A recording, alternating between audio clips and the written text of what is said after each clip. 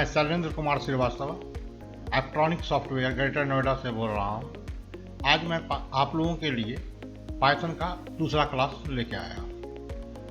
आज आप लोगों को मैं फॉर और लूप और वाइल लूप के बारे में बताऊंगा। लूप क्या होता है इसकी भी जानकारी दूंगा। पहले उसकी सबसे पहले मैं इसको एक रन करा लेता हूँ। आइए कि जब भी हम लूप का काम करेंगे तो मेरे पास एक वेरिएबल चाहिए। ये पिछली क्लास में भी मैं बताया था और मैं ये बहुत ज़रूरी समझता हूँ कि प्रत्येक स्टूडेंट को वेरिएबल का डेफिनेशन, जो ये डेफिनेशन लिखा हुआ है, बिल्कुल ही कंठस्थ होना चाहिए, बिल्कुल ही याद होना चाहिए। Variable is the name of memory location which keeps certain value. For example n1 यहाँ एक वेरिएबल है जिसकी वैल्यू 4 है, और जब जिस समय यह डिफाइन की जाएगी उसी समय मेमोरी में n1 नाम का एक वेरिएबल बनेगा और 4 उसके अंदर वैल्यू होगा। n2 8, n2 की वैल्यू 8 है। Whenever we need of that value, या तो 4 की या 8 की, यानी n1 या n2 की जरूरत होगी, we just refer them in our coding और प्रोग्रामिंग। लिखिए जैसे n1 + 5 लिखा तो यहाँ पे कंप्यूटर क्या करेगा, n1 मेमोरी में अवेलेबल है जिसकी वैल्यू 4 है, तो 4 + 5 = 9, तो ये 9 हो जाएगा। अब आइए आगे बढ़ते हैं, फिर इसको टेस्ट करते हैं। n1 + n2, यह दोनों का दोनों मेमोरी में अवेलेबल वेरिएबल्स हैं जिसके अपने कुछ वैल्यू हैं, 4 और 8। अगर इस दोनों का ऐसे ही जोड़ें तो ये 12 होगा और इसका आंसर भी 12 आएगा।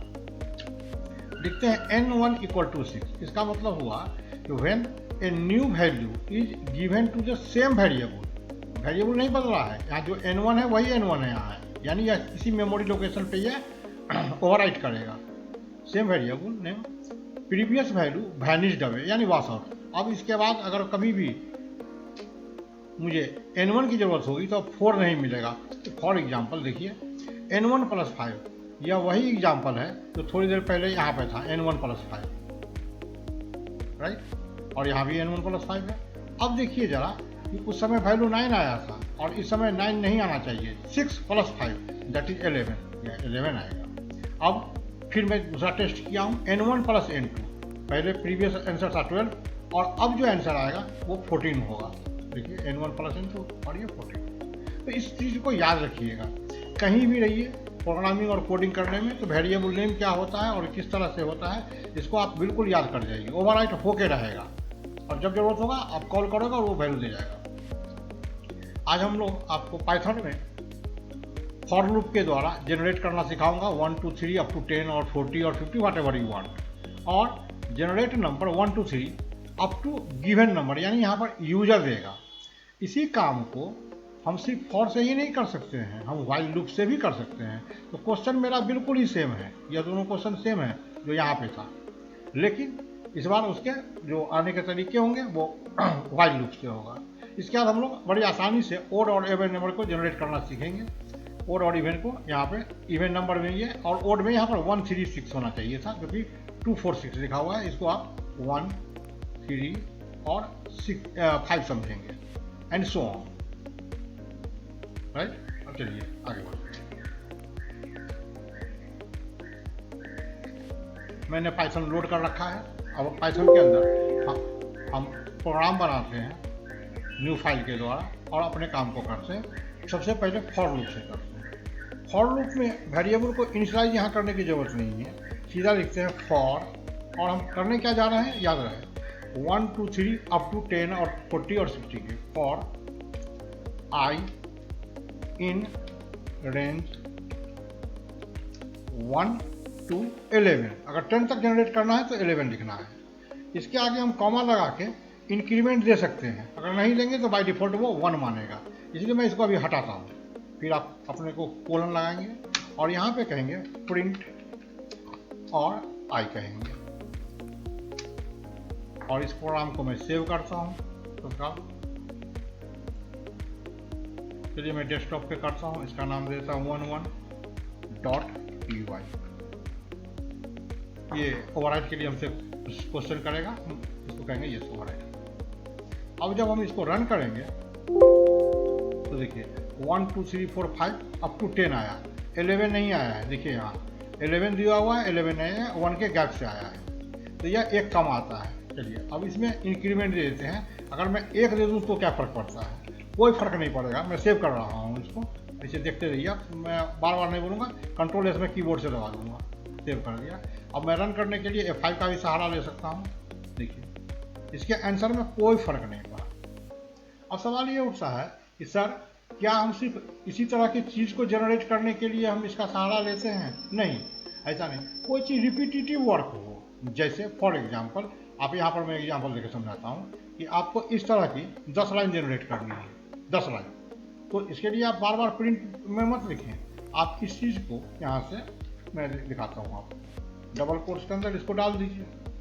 आई को मत लिखिए, आई को आप नहीं भी प्रिंट करेंगे तो इंटरनल तो ये चल ही रहा है मेमोरी में, और ये सेव कर रहा हूँ मैं कंट्रोल एस से, और मैं इसको रन करता हूँ। देखिए ये 10 टाइम्स आया है। आप काउंट करेंगे तो 10 टाइम्स है, लेकिन मान लीजिए 10 20 तो हम काउंट कर सकते हैं। अगर बहुत ज़्यादा लाइन हो तो काउंट भी नहीं कर पाएंगे। एक स्टूडेंट को समझने के लिए कि क्या यह 10 बार हुआ, क्या यह सर्टेन टाइम तक हुआ, एक काम करते हैं, कॉमा वेरिएबल के नाम को भी लिख देते हैं, क्योंकि ज़रूरत नहीं है मुझे, और उसमें इसको सेव करता हूँ और इसको मैं रन करके देखता हूँ। देखिए साइड के साइड 1 2 3 5 10 तक आया। क्लियर हुआ कॉन्सेप्ट? अब आइए इसी कॉन्सेप्ट को थोड़ा, इसकी ज़रूरत नहीं थी मुझे। अब मान लीजिए कहीं पे अगर ये मैसेज हो कि आप एक टेबल जनरेट कीजिए, तो टेबल किसका जनरेट करूँ, ये भी क्वेश्चन होगा। मान लीजिए 7 का जनरेट करना है, तो आप क्या कीजिए, a इक्वल टू, या ऐसा कीजिए आप num1 इज इक्वल टू 7 मान लीजिए, राइट। और यहाँ 1 to 10 चल ही रहा है। यहाँ क्या कीजिए आप num1 मल्टीप्लाई बाय आई कर दीजिए, क्योंकि आई की वैल्यू 1 2 3 4 10 टाइम्स चलेगी, आपने पीछे भी देखा है, राइट। मैं सेव कर रहा हूँ, मैं कोशिश कर रहा हूँ कि मैं बोलूँ सिर्फ सेव और देखिए 7 का टेबल आ गया। अब आइए कि सर अगर कोई हम डिजायरेबल नंबर दें, जैसे हम ये चाहते हैं कि हम आज डॉलर का वैल्यू आज का क्या रेट है वो डालूं, और 1 से लेकर $10 का ये हमको प्राइस बता दें इंडियन करेंसी में, ठीक है। आप लिख लीजिए D equal to integer of input double quotes please enter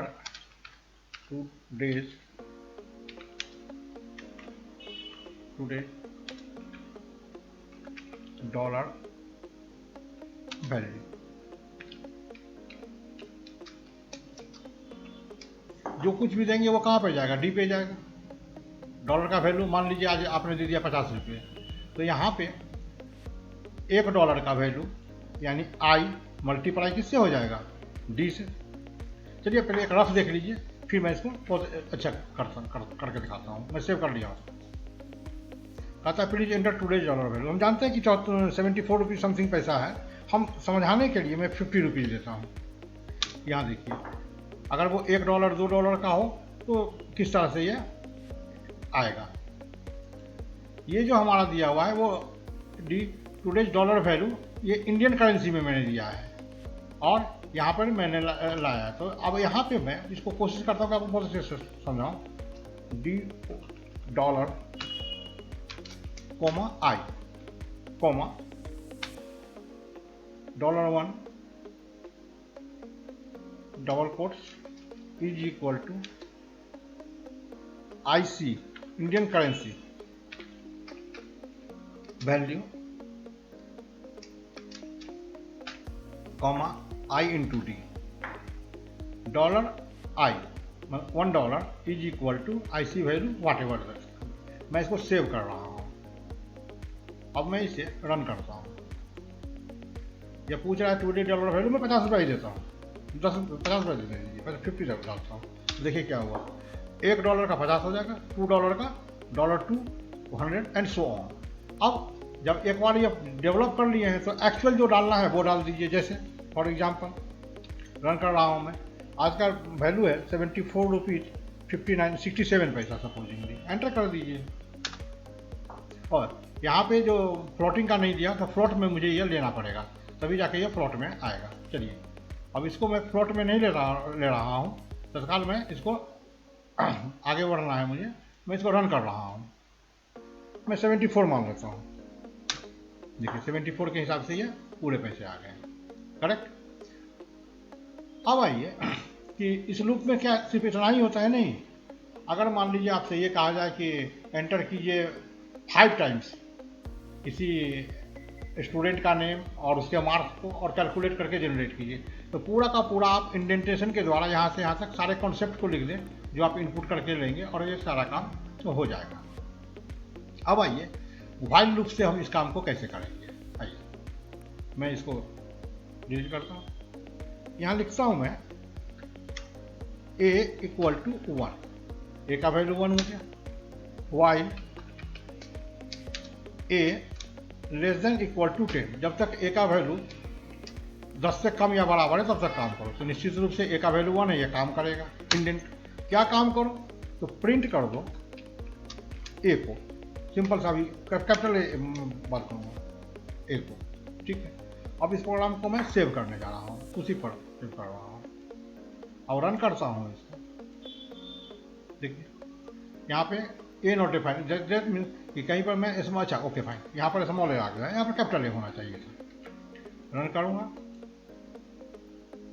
और अब ये प्रॉब्लम नहीं है, मतलब ये नहीं कि मैं अनजाने में कर दिया, मैं जानबूझ के किया हूँ। ये 1 इटरेट कर रहा है, ये 10 तक क्यों नहीं पहुँचा, क्यों इसलिए नहीं पहुँचा, ए की वैल्यू में इंक्रीमेंट कहाँ हुआ है, किसने दिया इसको इंक्रीमेंट, तो ए इक्वल्स टू ए प्लस 1 कर दिया। अब इसको मैं सेव कर रहा हूँ, अब देखिए बिल्कुल इस तरह से काम करेगा ये, 1 से लेकर 10 तक काम किया। अच्छा कभी कभी अपने स्टूडेंट को ये भी जानना होता है कि सर अगर इससे मैं बाहर निकल गया, लूप से बाहर निकल गया, तो क्या ए अवेलेबल है, अगर है तो ए की वैल्यू क्या है। आइए करते हैं, इसको कॉपी करके प्रिंट कर देता हूँ, पेस्ट कर देता हूँ, कंट्रोल एस से मैं सेव कर रहा हूँ, आपको दिखा रहा हूँ सेव। अब मैं रन करता हूँ, देखिए 1 से लेकर 10 तक नॉर्मल हुआ और 11, यानी उसमें एक वैल्यू और बढ़ के आ गया। मैं यहाँ पर लिख देता हूँ मैसेज के लिए आउट ऑफ लूप, तो इससे क्या होगा कि ये हम लूप से बाहर आ गए हैं, ये समझ में आ जाएगा। मैंने सेव कर दिया, देखिए आउट ऑफ लूप, यानी 10 तक का तो काम हुआ, 10 तक का काम हुआ। जब ये लूप से बाहर आया तो उसकी वैल्यू 1 बढ़ चुकी थी, इसलिए ये 11 प्रिंट किया है। अब चलिए, अब इसी में कि हम जहाँ तक नंबर दें उस नंबर तक ये काम करें, राइट। तो यहाँ पे इसके ऊपर हम लिख लेते हैं, मान लीजिए num1 is equal to int of input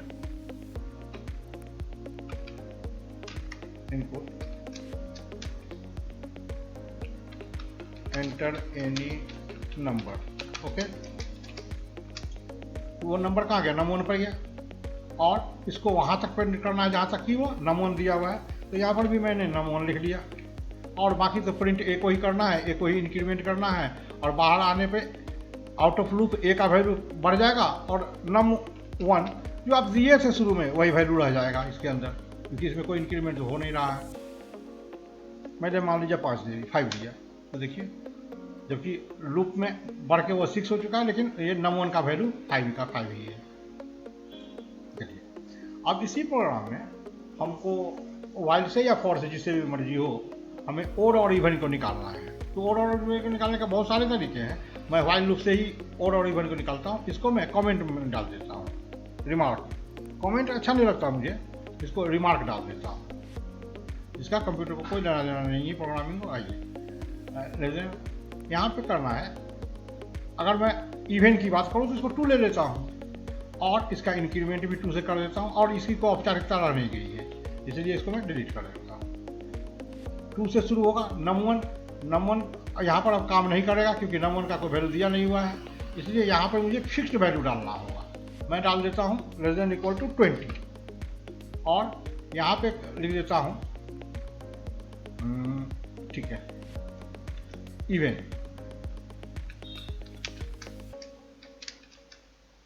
ठीक है इवेंट डाल दिया, कॉमा लगा दिया, और ये ठीक है, कंट्रोल रन।